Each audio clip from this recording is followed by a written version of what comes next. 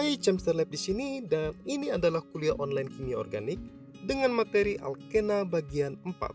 Jika di video sebelumnya kamu sudah mendapatkan materi data spektra alkena, di video ini kamu akan mendapatkan materi reaksi-reaksi pembentukan alkena. Untuk memahami materi ini, alangkah baiknya kamu pelajari dulu materi mengenai memahami reaksi organik, karena banyak sekali konsep-konsep dasar reaksi yang dipakai dalam alkena. Kabar baiknya, Chemster sudah membuat video mengenai memahami reaksi organik, dan kamu bisa klik link yang ada di atas ini atau link yang sudah Chemster taruh di kolom deskripsi.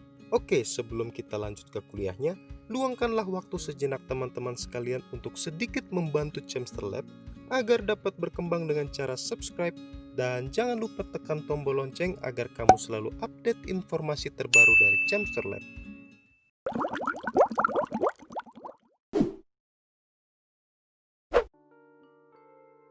Sebelum Chemster membahas reaksi-reaksi alkena yang begitu banyaknya, sebaiknya kita lihat dulu slide ini bahwa sesungguhnya reaksi alkena hanya didasarkan oleh dua jenis reaksi ini, reaksi adisi dan eliminasi. Reaksi adisi merupakan jenis reaksi pemutusan gugus alkena menjadi alkana, sedangkan eliminasi adalah kebalikannya, atau dengan kata lain reaksi eliminasi merupakan reaksi pembentukan alkena. Nah, di video ini, Chemster akan fokus pada reaksi-reaksi pembentukan alkena. Reaksi pembentukan alkena yang pertama adalah dehidrogenasi. Alkena dapat dibuat melalui reaksi ini dengan mekanisme reaksi eliminasi beta, sehingga atom hidrogen dapat keluar dari molekul. Contoh kedua alkana ini jika dipanaskan hingga 750 derajat, akan membentuk alkena dan hasil sampingnya adalah gas hidrogen. Sesuai namanya, dehidrogenasi yang berarti menghilangkan hidrogen dari molekul.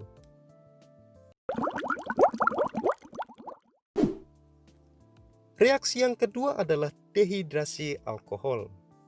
Sesuai namanya, dehidrasi yang berarti keluarnya molekul air dari suatu molekul.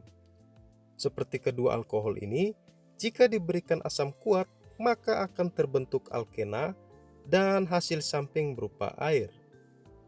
Jika starting materialnya adalah etil alkohol, maka akan menjadi etilen.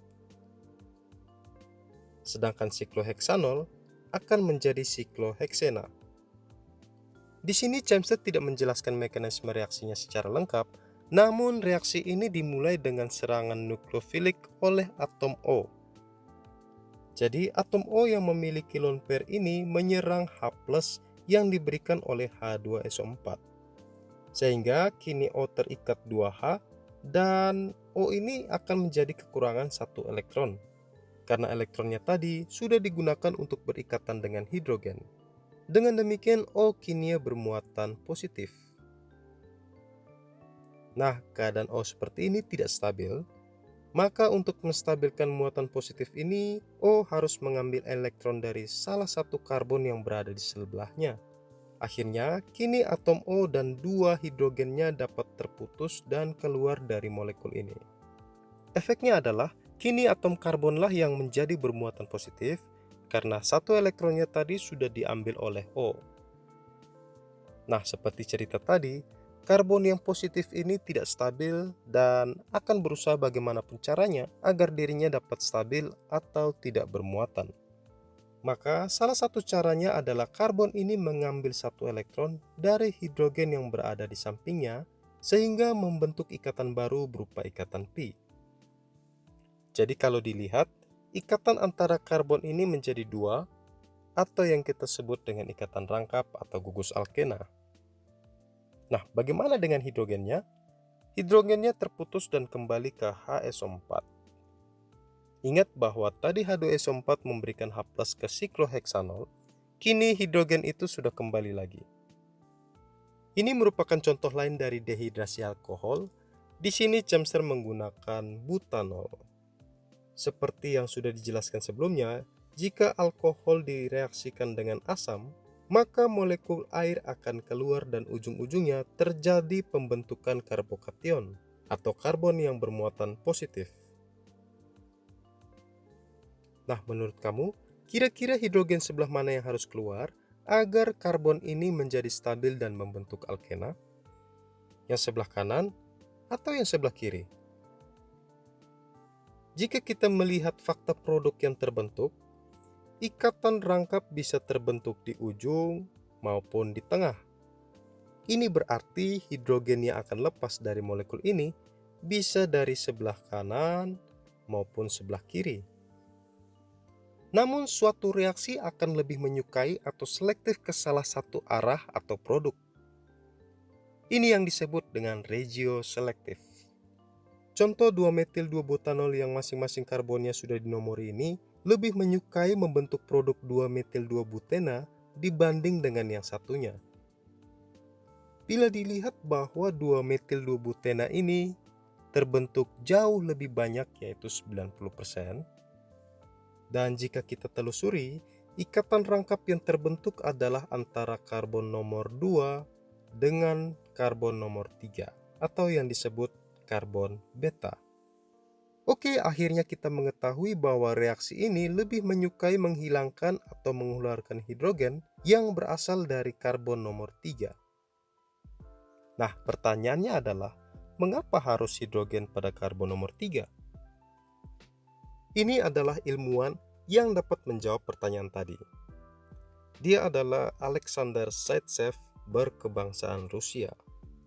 Menurut beliau, alkena yang paling banyak terbentuk adalah alkena yang menghilangkan hidrogennya dari karbon beta yang memiliki jumlah hidrogen paling sedikit. Sebagai contoh, jika hidroksil ini keluar, maka akan terbentuk karbokation C+ di sini. Otomatis, salah satu hidrogen dari karbon beta harus keluar. Dan di sini dapat dilihat ada 3 karbon beta. Jadi, hidrogen mana yang harus keluar? Menurut Zaitsev, hidrogen yang harus keluar adalah hidrogen yang berasal dari karbon beta yang ini,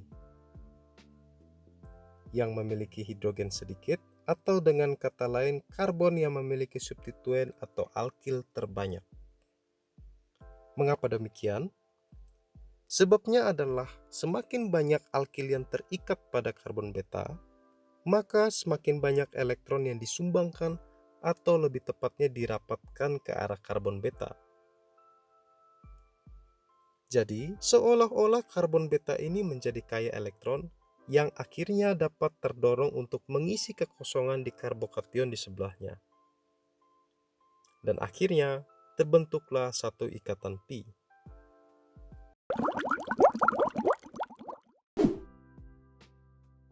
Reaksi pembuatan alkena selanjutnya adalah dehidrogenasi.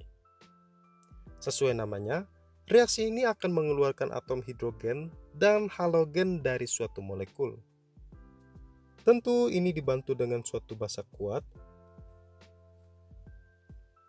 Seperti molekul ini, jika direaksikan dengan basa ektoksida, akan membentuk alkena dengan 81% ikatan rangkap berada di tengah, dan 9% ikatan rangkapnya berada di ujung. Namun, ada yang unik di sini. Jika molekul yang sama ini kita reaksikan dengan tert-butoksida, maka produk yang paling banyak terbentuk adalah yang ikatan rangkapnya berada di ujung. Mengapa demikian? Penyebabnya adalah karena masalah sterik. Kita ketahui bersama bahwa atom O itu memiliki lone pair yang dapat menyerang atau mengambil hidrogen dari molekul ini agar dapat menjadi alkena.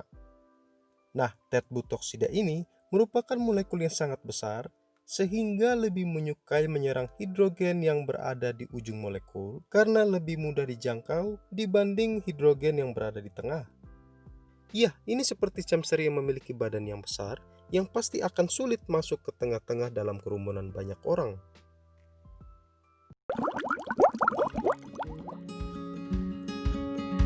Baik, itulah tadi kuliah kita kali ini. Terima kasih sudah menonton video ini sampai akhir dan akhirnya kamu sudah mengetahui beberapa reaksi pembentukan alkena. Pantau terus channel ini karena masih ada video sambungan mengenai reaksi pemutusan alkena. Jika video ini berguna bagi kamu, jangan lupa dukung Chamster Lab untuk berkembang dengan cara subscribe channel ini dan juga share ke teman-teman kamu yang membutuhkan. Akhir kata, salam dari Chamster Lab.